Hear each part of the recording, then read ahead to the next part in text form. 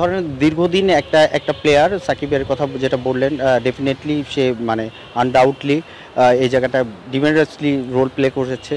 তো এই জায়গাটা ও একটা জায়গা ছিল আর একটা ছেলে ইয়াং ছেলে এবং মিরাজও আসলে করছে এটা।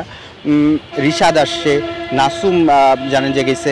তো এটা একটু সময় লাগবে আসলে। আগে আমি যখন সাকিব থাকে তখন আরেকটা স্পিনারের রোলটা কি থাকে, সাকিব নাই, এখন আমার রোলটা আসলে কি হবে। এই জায়গাটায় যতটুকু আমরা মানে প্র্যাকটিসের মধ্যে এবং ইয়ের মধ্যে ম্যাচের মধ্যে ওরা যতটুকু আসলে বুঝে ফেলবে যে এখন আমাদের লিডিং রোলটা নিতে হবে এবং আমি আসলে কিভাবে উইকেট বের করতে পারবো বা কিভাবে আসলে ব্যাটসম্যানদের প্রেশারে রেখে ডট বল করতে পারবো, এই জিনিসগুলা যেহেতু মানে তারা নতুন করেই আসছে এই রোলে, তাই একটু সময় তো লাগবেই। কিন্তু আমার কাছে মনে হয় এবং তারা ট্যালেন্ট, তাদের মধ্যে ওই কি অ্যাবিলিটি আছে, তারা এটা খুব দ্রুত অ্যাডজাস্ট করে ফেলবে।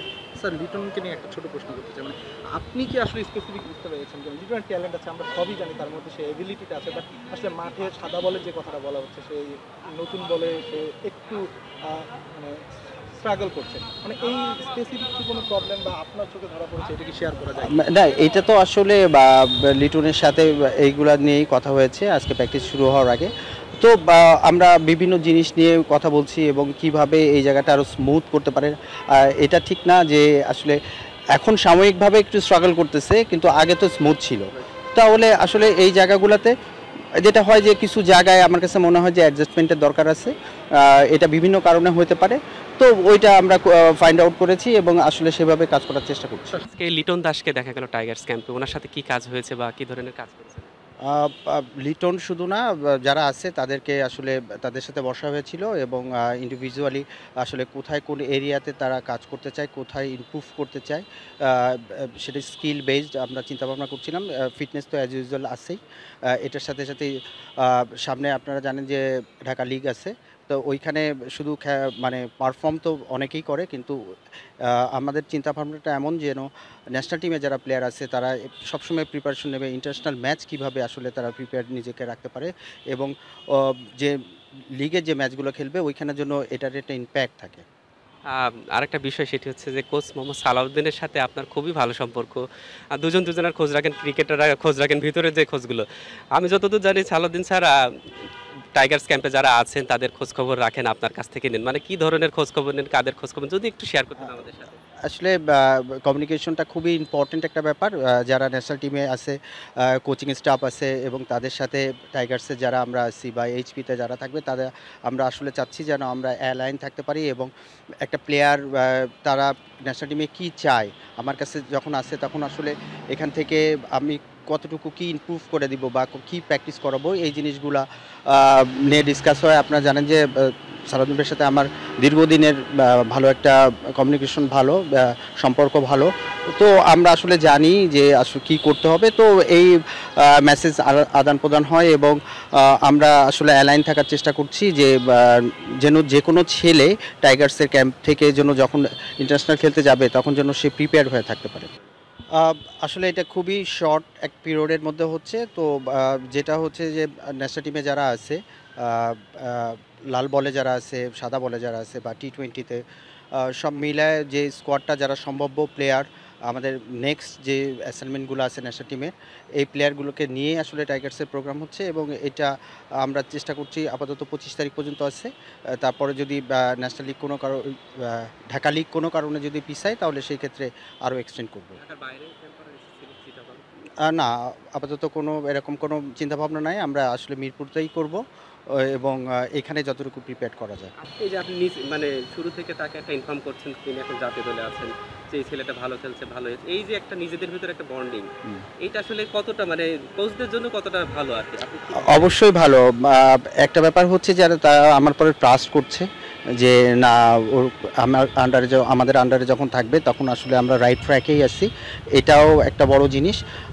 তো এটা আমরা চেষ্টা করছি এবং এই কালচার যত ভালো হবে তত বাঞ্চ প্লেয়ার আসলে ভালো প্র্যাকটিস প্রিপারেশনের মধ্যে দিয়ে খেলতে যাবে, সেটা ডোমেস্টিক হোক সেটা ইন্টারন্যাশনালি হোক।